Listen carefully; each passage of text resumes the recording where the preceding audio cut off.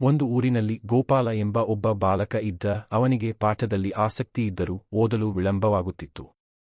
ಪ್ರತಿದಿನವೂ ಹೊಸದಾಗಿ ಶುರುಮಾಡಿ ಮಧ್ಯದಲ್ಲೇ ಬಿಟ್ಟು ಬಿಡುತ್ತಿದ್ದ.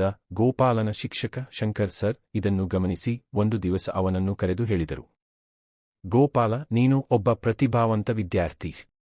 ಆದರೆ ನಿನಗೆ ಅಭ್ಯಾಸದ ಕೊರತೆಯಿದೆ.